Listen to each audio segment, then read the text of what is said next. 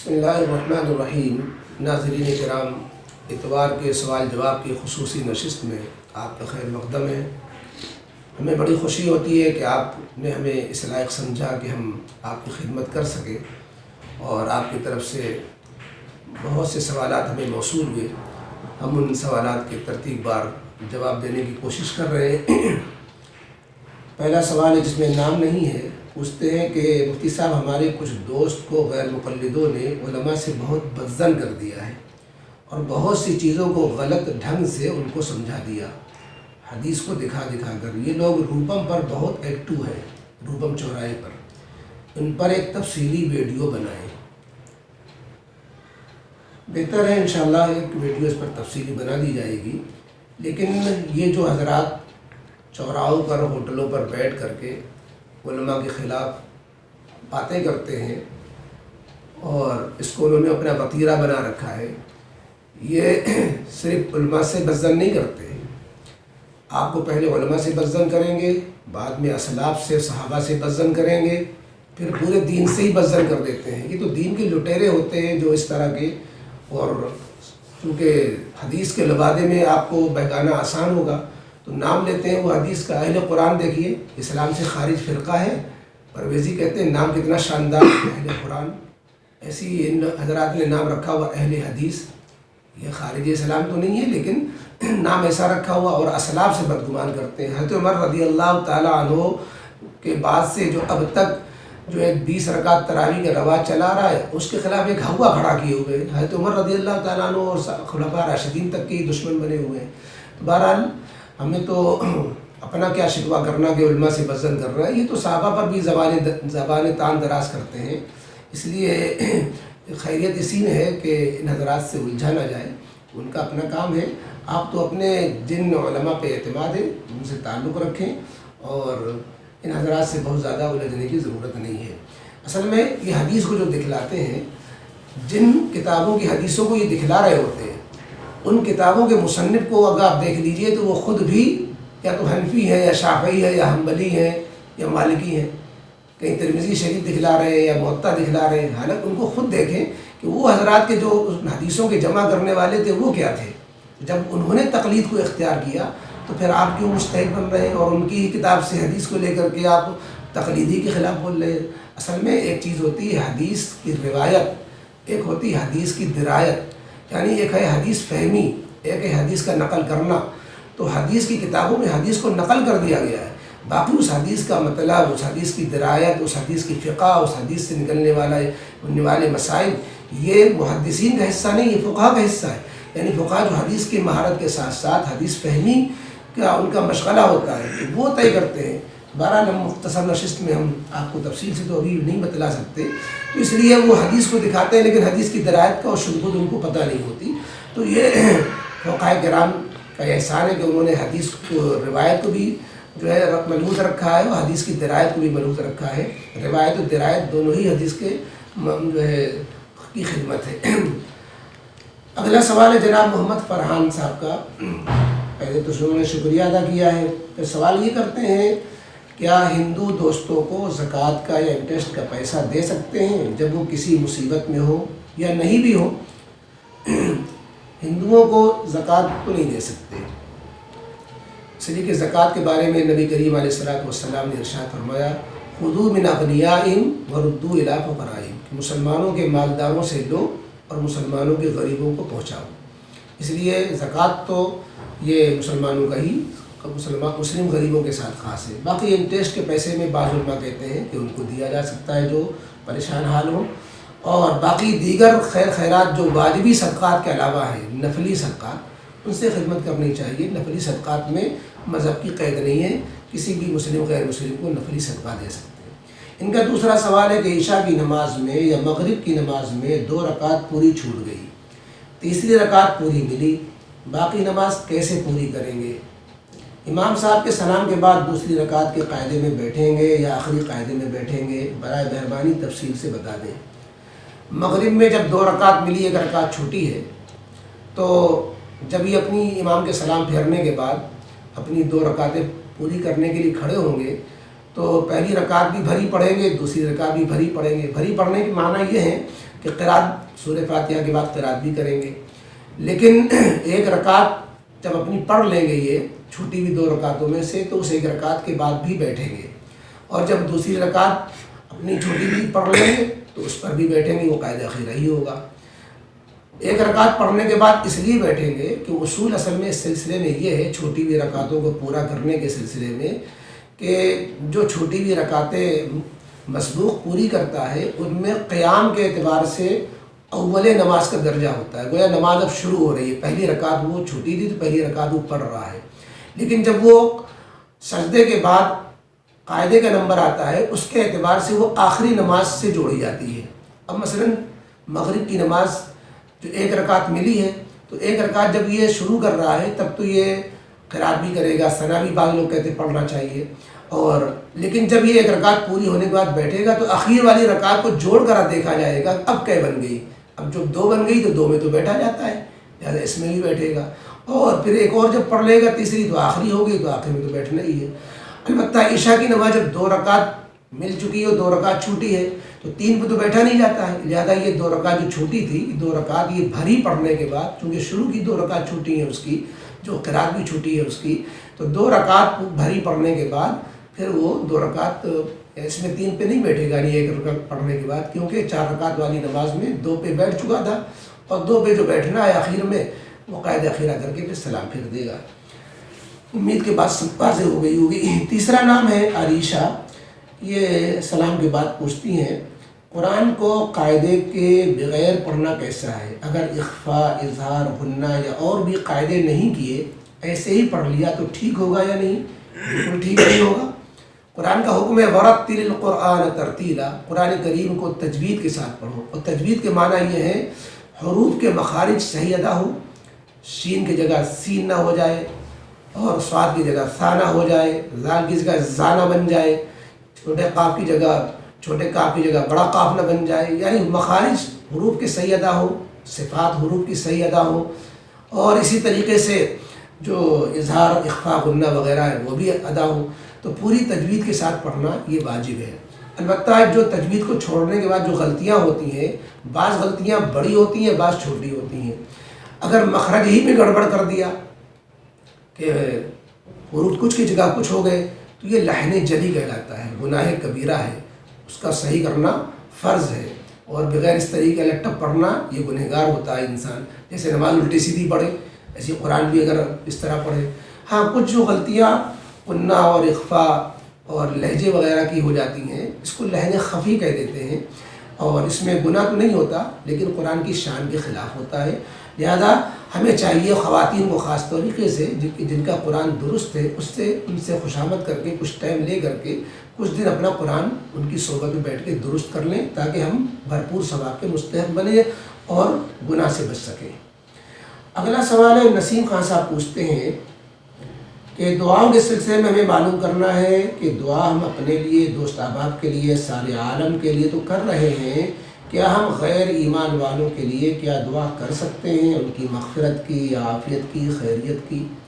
مغفرت کی دعا تو نہیں کر سکتے، عافیت کی، صحت کی، اور کاروبار کی ترقی کی، دنیاوی لین کی جتنی بھی آپ چاہیں ان کے لیے دعا کریں، لیکن آخرت کے لین کی جو معاملات ہیں، مغفرت ہے،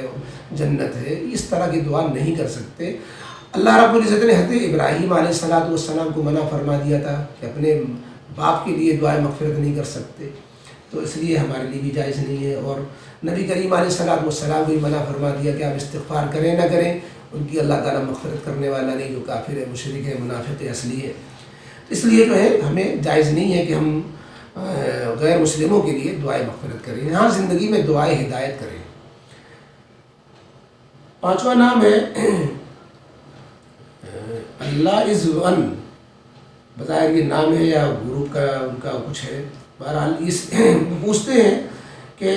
ہمارے رشتہ داروں میں بہت انتقال ہو رہے ہیں، کئی بیمار ہیں، اپنے رشتہ داروں کے یہاں اگر کسی کو کورونا ہو گیا تو کیا وہاں ملنے جانا صحیح ہے یا نہیں، اور اگر انتقال ہو گیا ہے تو تدفین میں گھر کے آدمی تو چلے جاتے ہیں پر عورتیں نہیں جا رہی، کیا جانا چاہیے یا نہیں؟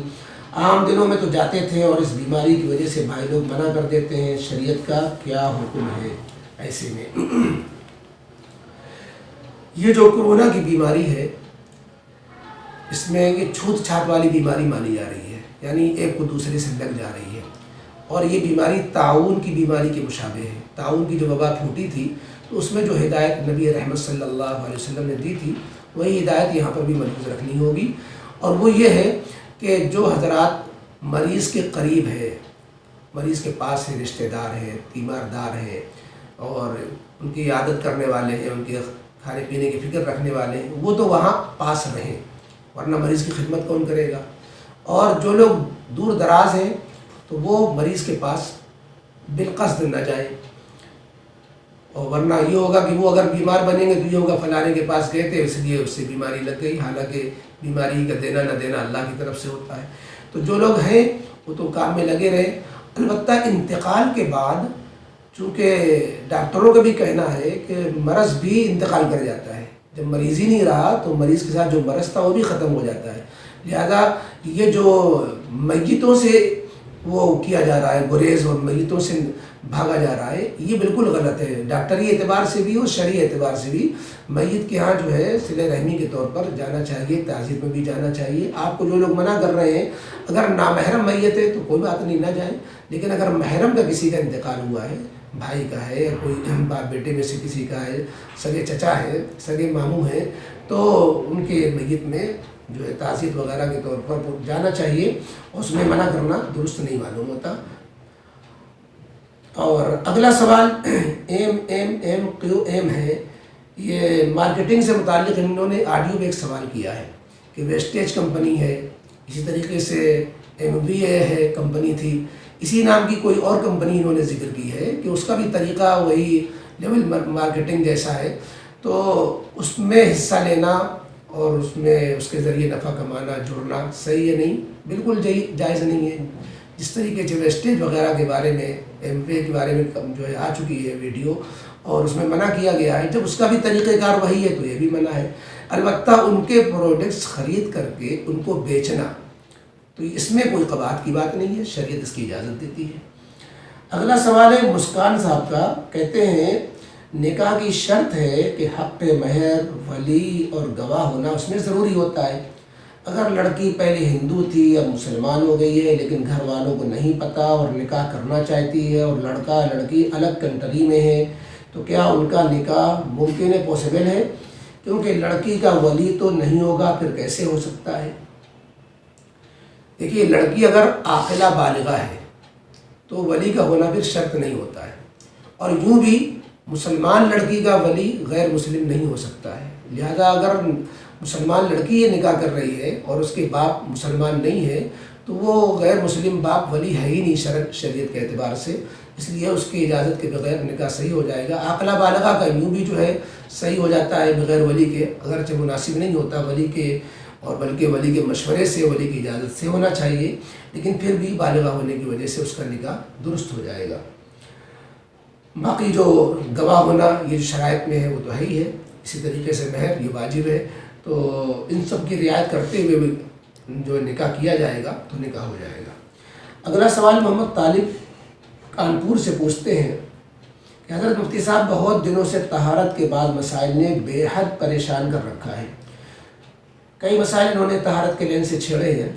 پہلا سوال ان کا ہے آٹومیٹک واشنگ مشین میں کیا ناپاک کپڑے پاک ہو جاتے ہیں؟ مفتی طارق مسعود صاحب اور بعض اور علماء حنفیہ سے سنا ہے کہ 3 بار نہیں دھلنے اور نچوڑنے کی وجہ سے پاک نہیں ہوتے، بعض سے سنا ہے کہ پانی میں پڑتے ہی پانی ناپاک ہو جاتا ہے اور پانی نہ بہنے کی وجہ سے ناپاک رہ جاتے ہیں، اور پاک کپڑے بھی ناپاک ہو جاتے ہیں۔ بعض اور اناف اور سلفی حضرات کی بات پڑھی تو ان کے نزدیک صرف نجاست کے پانی کے ذریعے ہٹانے سے پاکی حاصل ہو جاتی ہے، 3 بار دھونا اور نچوڑنا شرط نہیں ہے، اور واشنگ مشین میں کپڑے پاک ہو جاتے ہیں۔ کیا 3 بار دھونے اور نچوڑنے میں احناف میں اختلاف ہے؟ یہ جو مشین کا مسئلہ ہے اس میں ہماری ایک ویڈیو آ چکی ہے، اس کو آپ ملاحظہ کر لیں، دے دیا جائے گا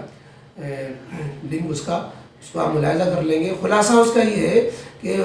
واشنگ مشین بھی 2 قسم کی ہوتی ہیں، ایک فل آٹومیٹک واشنگ مشین ہے جس میں پانی تبدیل ہوتا رہتا ہے، یعنی کپڑے ایک جگہ ڈالتے ہیں، پھر نیا پانی پھر کپڑا اپنے آپ دوسری جگہ پہنچتا ہوا نیا دوسرا پانی ہوتا ہے، پھر کپڑا تیسری جگہ پہنچتا ہے، وہاں خشک ہو جاتا ہے. تو اس میں تو وہ شرائط پورے ہو جاتے ہیں جو کسی کپڑے کو دھونے اور نچوڑنے کے ہوتے ہیں. لیکن جو عام جنرل واشنگ مشینیں ہوتی ہیں، فل آٹومیٹک نہیں ہوتی ہیں، تو اس میں جو ہے کپڑا ناپاک کپڑا جو پانی کے حوض میں گیا تو ناپاک ہو جاتا ہے. اس کو باہر نکال کر کے پہلے اس کو نچوڑنا پڑے گا، دھونا پڑے گا، تبھی وہ پاک ہوگا. تو یہ اس لیے چونکہ واشنگ مشین 2-3 طرح کی ہیں، تو اس لیے لوگ مسائل بتلانے میں ممکن ہے کہ کسی نے اس واشنگ مشین کا مسئلہ بتایا ہو، کسی نے وہ بیان کیا ہو. بہرحال وہ آپ جو ہے ویڈیو دیکھیں گے انشاءاللہ اس سے مسئلہ صاف ہو جائے گا. اور اگلا سوال آپ اس بارے میں جو یہ کر رہے ہیں کہ یہ 3 بار دھونا نچوڑنا، یہ احناف کے اندر بھی یہ بات تو ہے کہ جو نجاست نظر نہ آنے والی ہے، اس میں پتہ نہیں چلتا کہ نجاست دھل کر کے ختم ہوئی کہ نہیں ختم ہوئی، تو اس میں 3 مرتبہ نچوڑنے کی جو ہے احناف قید لگاتے ہیں. اور یہ بھی رعایت دیتے ہیں کہ کم از کم آخری بار ہی نچوڑ دیا جائے، 3 بار دھویا جائے نئے پانی سے، اور اس کو تیسری مرتبہ میں نچوڑ دیا جائے. کم از کم تیسری بار نچوڑنا یہ شرط ہے. باقی تفصیل و اختلاف میں جانا جو ہے یہ آپ کے لیے بھی پریشانی کا سبب ہوگا اور وقت بھی نہیں. اگلا سوال جو آپ کا ہے، ہمارے یہاں لوہے کی کھردری رنگدار سی ریلنگ ہے، زنگدار سی ریلنگ ہے جس پر کپڑے سوکھنے کے خاطر پھیلائے جاتے ہیں. اس پر واشنگ مشین کے کپڑے بھی پھیلا دیے جاتے ہیں، اور میں اپنے کپڑے بھی اس پر ہی پھیلاتا ہوں کیونکہ کوئی اور جگہ نہیں ہے. اس کو دھو بھی نہیں سکتا کہ نیچے دکاندار سے فساد ہو جائے گا. کیا ان مشین والے کپڑوں کے پانی کے لگنے سے یہ ریلنگ اور اس پر پھیلنے والے کپڑے بھی ناپاک ہو جائیں گے؟ اگر ہاں تو ایسی زنگ دار کھردری پلاسٹک پینٹ والی لوہے کی ریلنگ کو بھی پاک کرنے کا طریقہ بتا دیں، جبکہ اس کو دھونے میں فساد کا غالبی گمان ہے. جب وہ ریلنگ دونوں طرف سے جام ہے، اس کو آپ ہٹا نہیں سکتے اور اس کو اس جگہ جام رہتے ہوئے دھو بھی نہیں سکتے کہ نیچے آپ کو پریشانی ہے. تو ایسی صورت میں یہ جمی ہوئی جام ریلنگ یہ فرش کے قائم مقام ہے، جو اینٹیں وغیرہ فرش پہ بچھی ہوئی ہوں وہ ناپاک ہو جائے، جیسے اس کا مسئلہ ہوتا ہے، یا کھڑی ہوئی گھاس جو زمین میں جمی ہوئی ہے اس کا مسئلہ ہوتا ہے کہ اگر وہ ناپاک ہو جائے تو وہ ناپاکی اس طرح جب خشک ہو جائے کہ ناپاکی کے رنگ بو مزہ کچھ نہ باقی رہے، یعنی کوئی نشان بو کا نہ رہے. تو اگر آپ پھر اس میں کپڑا اس طرح پھیلائیں کہ جو آپ نے پاک کپڑا دھل کر کے پھیلایا ہے اس میں کوئی بھی نجاست کا اثر نظر نہ آئے رنگ بو مزہ میں سے، تو پھر آپ کا یہ پھیلایا ہوا دھولا ہوا کپڑا وہ ناپاک نہیں ہوگا. لہٰذا ایسا کر لیا کریں کہ اس کو پوچھا لگا لیا کریں اس ریلنگ میں کہ نیچے پانی بھی نہیں گرے گا، اور جو نجاست کے اثرات ہوں گے وہ جلدی سوکھ جانے سے دور ہو جائیں گے. تو جس طریقے سے دھوپ سے اور دیر تک کسی چیز کے چھوڑے رہنے سے بھی پاکی ہو جاتی ہے، اس طرح آپ کی ریلنگ بھی اس صورت میں پاک سمجھی جائے گی، جبکہ اس میں کوئی نجاست کا اثر بالکل بھی کہیں سے نظر نہ آئے. آپ نے تیسرا سوال کیا ہے، اگر کپڑے پر کوئی نجاست غلیظہ یا خفیفہ لگ جائے تو کیا اس کو پاک کرنے کے لیے پورا کپڑا دھونا پڑے گا یا صرف وہ مخصوص حصہ، نیز کتنی بار اور کیسے؟ نجاست اگر نظر آ رہی ہے تو نجاست کو دور کر دیں اور اس کو ایک مرتبہ نچوڑ دیں تو بھی پاک ہو جائے گا. نظر نہیں آ رہی ہے تو اس کو کم از کم 3 بار دھویا جائے تاکہ اطمینان ہو جائے کہ اب نچوڑنے سے وہ ختم ہو چکی ہوگی. پورا کپڑا دھونے کی ضرورت نہیں ہے، جس حصے میں نجاست لگی ہے اتنا حصہ دھونا کافی ہے. اسی سلسلے میں آگے آپ کا سوال ہے، اگر جسد کے کسی عضو پر نجاست لگی ہو تو کتنی بار دھوئیں؟ جسم پر نجاست لگی ہے ایک مرتبہ دھونے سے اوپر، جسم کو نچوڑا تو جا نہیں سکتا کہ اسی کا آپ ہاتھ نچوڑنے لگ جائیں، تو اس میں ایک مرتبہ دھونا جس سے نجاست کا اثر زائل ہو جائے اتنا کافی ہے. آگے اگلا سوال ہے، اخت اشتیاق ہے، پوچھتی ہیں اگر کوئی لڑکی اعتکاف میں بیٹھ جائے تو کیا وہ روم سے باہر جا کر اپنا سحری افطاری کا سامان خود لا سکتی ہے؟ گھر پر ان کے بھائی اور والد والدہ ہیں صرف، باقی اور کوئی نامحرم نہیں ہے، یا پھر کس طرح اعتکاف کریں؟ جی ہاں، اگر کوئی افطاری کا سامان لانے والا نہیں لا سکتی ہیں. باقی ہم خواتین کے اعتکاف کے تعلق سے ایک ویڈیو انشاءاللہ نشر کرنے والے ہیں، جس میں 20 رمضان سے پہلے انشاءاللہ وہ ویڈیو آ جائے گی خواتین کے اعتکاف کے تعلق سے. اس میں اور بھی مسائل آ جائیں گے، آپ کا یہ مسئلہ بھی انشاءاللہ اس میں واضح ہو جائے گا. اگلا سوال ہے شاہ زیب عالم، کہتے ہیں ایک سوال ہے میرے دوست کا، وہ پوچھ رہا ہے کہ اس کے گھر والے دیوبندی بریلوی دونوں کو فالو کرتے ہیں، مطلب دیوبندی امام کے پیچھے نماز پڑھتے ہیں اور کبھی کبھی مزار بھی چلے جاتے ہیں جیسے اجمیر اور حضرت نظام الدین کی درگاہ پر۔ اب اس کا مسئلہ یہ ہے کہ وہ کس طرف جائیں۔ بھائی مزار پہ جانا تو دیوبندی حضرات کم منع کرتے ہیں، بہت سی چیزیں تو دیوبندیوں کی طرف سے غلط فہمی میں پھیلائی گئی ہیں کہ وہ مزار پہ نہیں جاتے۔ بھائی مزار پہ جاتے ہیں، ایصال ثواب کے لیے جاتے ہیں، جو ان کے لیے دعائیں مغفرت کرتے ہیں، اس طرح ایصال ثواب بھی کرتے ہیں، فاتحہ جس کا نام دیتے ہیں۔ بس یہ ہے کہ طریقہ ان کا وہ ہوتا ہے کہ اگر سنت سے وہ طریقہ ثابت نہیں تو وہ نہیں کرتے، اور کرنا بھی نہیں چاہیے۔ اہل سنت والجماعت کا مطلب ہی یہ ہوتا ہے کہ سنت کے مطابق عمل ہو، جماعت صحابہ کے مطابق عمل ہو، تو جو عمل صحابہ نے نہ کیا ہو، سنت کے مطابق نہ ہو، اس سے پرہیز کرتے ہیں۔ باقی دیوبندی بریلوی کے تعلق سے ہماری ایک کتاب ہے کہ دیوبندی اور بریلوی کے اختلافات کو حل کرنے کی کاوش اور تعلیمات اعلیٰ حضرت، آپ اس کو جو ہے منگا لیں۔ یہ رسالہ جو ہے آپ کسی بھی بریلوی کو دیں، ہم نے اس میں اعلیٰ حضرت کی ہی تعلیمات جمع کی ہیں، جس میں خود واضح ہو جائے گا کہ ان کی بھی تعلیمات سے وہی باتیں ثابت ہوتی ہیں جیسا کہ دیوبندی حضرات کہتے ہیں۔ اگلا سوال محمد خلیل صاحب کا ہے، کمنٹ میں سوال کرتے ہیں کہ مفتی صاحب اس پر پلیز ایک ویڈیو بنائیے گا، میرے دائیں ہاتھ میں شولڈر کے حصے میں بہت درد ہے، پین ہے، ڈاکٹر کو دکھایا تو رپورٹ میں سب ٹھیک ہے، تو پلیز کوئی دینی علاج بتائیں کندھے کے درد کے لیے۔ کندھے کے درد کے لیے پوری ویڈیو بنانے کی ضرورت نہیں ہے، آپ ایسا کیا کریں کہ حدیث پاک میں ایک دعا آتی ہے، اس کو آپ 3 مرتبہ پڑھ لیا کریں جب بھی آپ کو درد زیادہ محسوس ہو، یا یوں بھی آپ پڑھتے رہیں اس کو درد کی جگہ پہ ہاتھ رکھ کر کے، رب الناس اذهب الباس اشفی انت الشافی لا شفاء الا شفاءک شفاء لا یغادر سقما۔ یہ دعا کسی سے لکھوا لیں، اس کو پڑھ لیا کریں تو انشاءاللہ اس سے شفا ہو جائے گی۔ عرشی صدیقی اگلا نام ہے، کہتے ہیں روزے میں پیاس نہ لگنے کا نسخہ آپ کی اس ویڈیو پر انہوں نے لکھا ہے کہ جمعہ کے دن کثرت سے درود شریف پڑھنے کو کہا گیا ہے، ہم درود شریف کی کتنی تسبیح پڑھیں جو کثرت میں شمار ہو جائے، اور کون سی درود شریف پڑھیں؟ درود شریف کوئی سی بھی پڑھ لیں، بہتر ہے کہ حدیث پاک میں جو درود آئے ہیں ان میں سے کوئی درود آپ منتخب کر لیں۔ سب سے چھوٹا درود صلی اللہ علی النبی الامی وسلم، اور جمعہ کے دن جو کثرت سے درود پڑھنے کا حکم ہے تو اس کی تعداد کثرت میں آ جائے، اس کے لیے علماء کہتے ہیں کہ 300 کم از کم آپ پڑھیں، 300 مرتبہ، تو وہ کثرت سے درود پڑھنے والوں میں شمار ہوگا۔ باقی اللہ تعالیٰ جتنی توفیق دے۔ اویس صدیقی کمنٹ میں پوچھتے ہیں حضرت اگر کوئی شخص بہت زیادہ تھکا ہوا ہے یا کوئی مجبوری ہے تو 20 رکعت تراویح کی جگہ 8 رکعت تراویح پڑھ سکتا ہے؟ بھائی 20 رکعت تراویح سنت موقدہ ہے، زیادہ تھکے ہوئے ہیں کھڑے ہو کر جتنی پڑھ سکتے ہیں پڑھ لیں، باقی بیٹھ بھی پڑھ لیں، آپ تعداد کیوں گھٹا رہے ہیں؟ اور اگر اتنے ہی زیادہ تھکے ہوئے ہیں جو پڑھ نہیں پا رہے ہیں تو مریض و معذور کے حکم میں ہے، تو آپ کے لیے 8 بھی پڑھنا ضروری نہیں ہے۔ باقی 8 پڑھنا اور باقی نہ پڑھنا، اس سے شبہ ہوتا ہے کہ گویا 8 پڑھنے کو بھی صحیح کہا جائے، تو 8 پڑھنا صحیح نہیں ہوتا، یہ آپ کی ہمت کے اعتبار سے 6 پڑھ سکتے ہیں، 10 تک پڑھ سکتے ہیں، 12 تک پڑھ سکتے ہیں، باقی نیت رکھیں کہ ابھی تکان دور ہو کر کے پھر پڑھیں گے، پوری کر لیں گے 20، تو کوئی حرج نہیں ہے۔ ساجد خان پوچھتے ہیں روزہ چھوٹ جانے پر کس پر فدیہ ہے؟ یہ جو ویڈیو مفتی عبدالرشید صاحب کا آیا اس پر ان کا سوال ہے کہ کینسر ہے کسی کو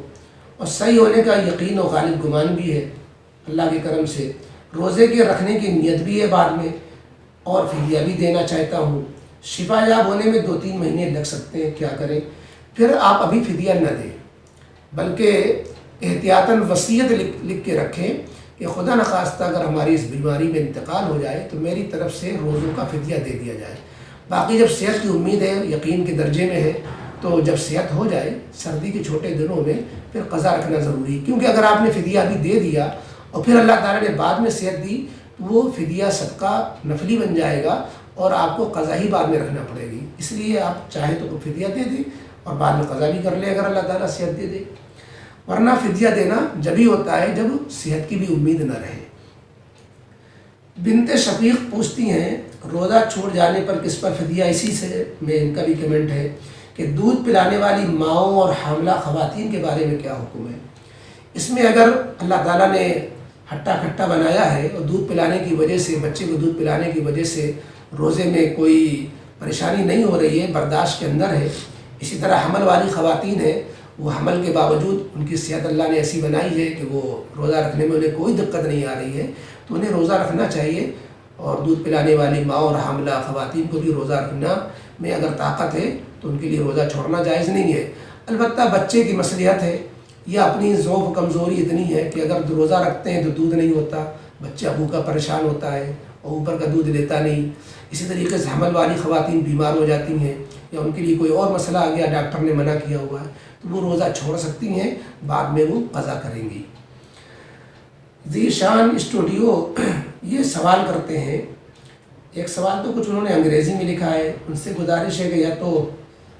آئیڈیو میں بھیج دیں یا اردو میں کر کے، کیونکہ ان کی یہ بات سمجھ میں نہیں آ رہی کیا لکھا ہے انہوں نے، مطلب سمجھ میں نہیں آ رہا۔ باقی ان کا جو دوسرا سوال ہے اس کا جواب ہم دے رہے ہیں۔ کہتے ہیں بہت سے لوگ کہتے ہیں کہ جمعہ امریکہ وغیرہ میں نہیں ہوتا، صرف اسلامی حکومت میں ہوتا ہے، اس کی کیا سچائی ہے؟ اسلامی حکومت تو آپ کے بہت سے ملکوں میں نہیں ہے، تو سب جگہ جمعہ کوئی غلط ہو رہا ہے، ایسا نہیں ہے۔ جہاں کہیں اسلامی حکومت نہیں ہوتی ہے وہاں مسلمانوں کی اپنی اجتماعیت وہ اسلامی حکومت کے درجے میں ہوتی ہے، بہت سے مسائل میں، نکاح طلاق کے مسائل ہوتے ہیں، زکوٰۃ کی ادائیگی کے مسائل ہوتے ہیں، اسی طریقے سے جمعہ کے قیام کے مسائل ہوتے ہیں۔ تو جمعہ جماعت وغیرہ کے تعلق سے، جیسے عید کی نماز کے لیے جو شرائط جمعہ کے ہیں وہ عید کے ہیں، تو اس کا مطلب اسلامی حکومت کے علاوہ جو غیر اسلامی حکومتیں ہوں گی وہاں عید کی نماز پڑھنا بھی صحیح نہیں ہوگا، حالانکہ سب پڑھتے ہیں۔ تو اس لیے ایسا نہیں ہے کہ جو اسلامی حکومت نہ ہو تو وہاں جمعہ صحیح نہیں، یہ خیال غلط ہے۔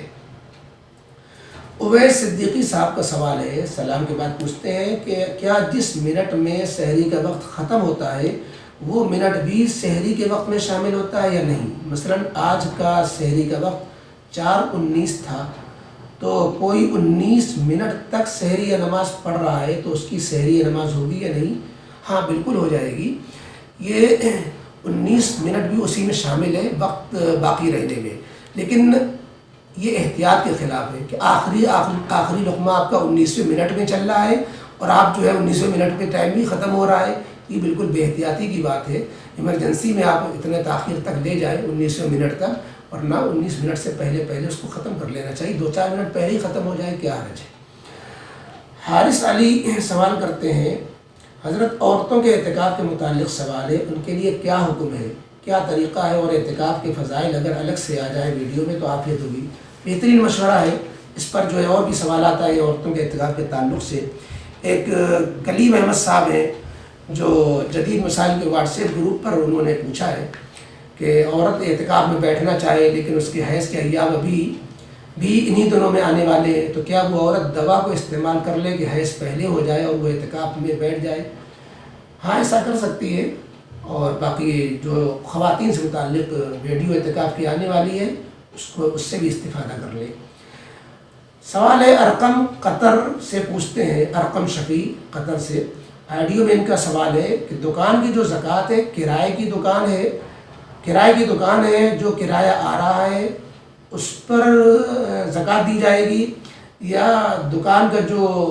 پورا اماؤنٹ ہے اس پر دی جائے گی؟ نہیں، دکان جب کرائے کی ہے تو جو کرایہ آ رہا ہے، یعنی آپ دکان کے مالک ہیں اور دکان آپ کر نہیں رہے ہیں، تو کرائے کی جو دکان کی پوری قیمت ہے اس پر زکوٰۃ نہیں، بلکہ دکان سے جو کرایہ آ رہا ہے اس پر زکوٰۃ ہے۔ اسی میں ان کا دوسرا سوال ہے، کسی کو پیسے ادھار دیے گئے ہیں، ادھار کے پیسوں میں بھی زکوٰۃ دی جائے گی؟ ادھار کے پیسے جو آپ نے دوسروں کو دیے ہیں وہ تو مالک آپ ہی ہیں، اگر اس کے ملنے کی پوری امید ہے تو اس کی بھی زکوٰۃ دی جائے گی۔ اگر وہ رقم ڈوب گئی ہے، ملنے کی امید نہیں ہے، جو ادھار دوسرے کو دی ہوئی ہے، تو پھر زکوٰۃ نہیں ہے، جب مل جائے تب ہوگی۔ کمال بھائی چمن گنج ہمایوں باغ سے، انہوں نے آئیڈیو میں اپنے ایک دوست کے تعلق سے سوال پوچھا ہے کہ ان کا 14 شعبان کو انتقال ہو گیا تھا، وہ رمضان میں زکوٰۃ نکالتے تھے، یعنی رمضان سے ان کا سال کا حساب ہوتا تھا۔ اب ان کے بچوں نے پوچھا ہے، یعنی دریافت کرایا ہے کہ اب ان کے پیسوں کی زکوٰۃ نکلے گی یا زکوٰۃ ان کی موقوف ہو گئی؟ جب ان کا انتقال ہوا ہے، سال پورا نہیں ہوا تھا، تو ان پر بھی زکوٰۃ نہیں آئی تھی، کیونکہ سال پورا ہونے پر ہوتی ہے۔ رمضان میں سال پورا ہو رہا ہے جیسا کہ آپ نے بتایا، تو اب انتقال جب ہو گیا تو سال پورا نہیں ہوا تو زکوٰۃ ان پر نہیں بنی، لہٰذا بچوں کو بھی ان کی طرف سے زکوٰۃ نکالنے کی ضرورت نہیں ہے۔ اب یہ مال ان کا میراث میں تبدیل ہوگا، ترکہ بنے گا، ترکے کے بعد جس کے حصے میں جو آئے گا، اس کے بعد جو صاحب نصاب بنے گا، سال گزرنے کے بعد ان پر زکوٰۃ آئے گی، یعنی صاحب نصاب بننے کے بعد سے پھر جب سال گزرے گا ان کی وارثوں میں تب زکوٰۃ آئے گی، ابھی کسی پر زکوٰۃ نہیں ہے۔ دوسرا سوال کمال بھائی نے یہ کیا کہ نماز میں جب کھڑے ہوتے ہیں تو جہری نماز میں امام قرات کرتا ہے تو قرآن سننے کا حکم ہے، فَإِذَا قُرِئَ الْقُرْآنُ فَاسْتَمِعُوا لَهُ وَأَنصِتُوا، اس کے مطابق خاموش کھڑے ہو کر سنتے رہتے ہیں۔ لیکن نماز جبکہ ذہن وسوسوں کا شکار رہتا ہے نماز میں، لیکن سری قرات میں پریشانی ہوتی ہے، قرات سنائی نہیں دیتی، کیونکہ امام صاحب قرات تو خاموشی سے پڑھ رہے ہوتے ہیں۔ تو کیا ہم کھڑے ہوئے کچھ دینی خیالات، آخرت، محشر، قبر، توحید وغیرہ کو سوچتے رہے تاکہ ذہن نہ بھٹکے، کیونکہ قیام میں بالکل خاموش رہنا ہوتا ہے اور ذہن بہت بھٹکتا ہے، کیا کریں؟ ایسی صورت میں جبکہ جیسے ظہر اور عصر کی نماز ہے، یا اخیر رکعتیں جو عشاء کی 2 رکعتیں ہیں، یا مغرب کی تیسری رکعت ہے، جس میں کچھ بھی قرات سنائی نہیں دیتی اور قرات جو ہے زور سے نہیں کی جاتی، تو ایسی صورت میں قرآن کریم نے جو بات یہ فرمائی کہ قرآن پڑھا جائے تو کان لگاؤ، سنو، آگے یہ بھی فرمایا کہ جب قرآن پڑھا جائے تو خاموش بھی رہو، جس کے معنی یہ ہوئے کہ جب امام سری قرات کر رہا ہے یعنی آہستہ قرات پڑھ رہا ہے تو ہم کچھ پڑھ تو نہیں سکتے،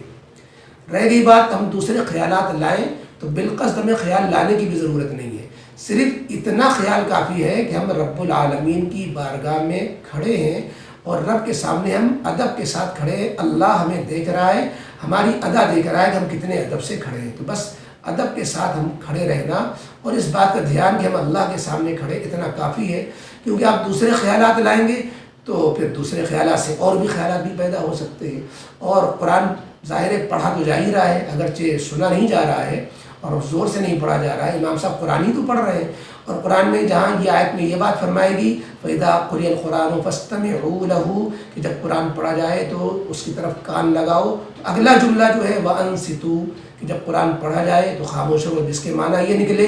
کہ جب قرآن پڑھا جائے سنائی نہ بھی دے رہا ہو تو قرآن پڑھے جانے کے موقع پر تم خاموش رہو، لہٰذا یہاں پر خاموشی رہنے کا حکم ہے اور اللہ کے برگاہ میں کھڑے ہونے کا تصور اتنا کافی ہے۔ بہرحال آج کی یہ سوالات کا سلسلہ پورا ہوا اور انشاءاللہ ہمارے اس چینل سے ضرور استفادہ کرتے رہیں گے۔ روزانہ ایک ویڈیو کسی نہ کسی اہم مسئلے پر رات میں 10 بجے ہمارے جدید مسائل کے چینل پر اپلوڈ ہوتی ہے، آپ اس کو سنیں، انشاءاللہ فائدہ ہوگا، دوسروں تک بھی شیئر کریں، ثواب پہنچانے میں، صدقہ جاریہ میں آپ انشاءاللہ شامل ہوں گے۔ اللہ تعالیٰ عمل کی توفیق نصیب فرمائے۔ دعا کریں کہ اس وقت جو پورے ملک میں اور پوری دنیا میں یہ وبا کورونا کی پھیلی ہوئی ہے، اللہ تعالیٰ جو ہے اس دنیا سے اس وبا کو ہمارے ملک سے خاص طریقے سے اور مسلمانوں کو اور خاص طریقے سے محفوظ فرمائے۔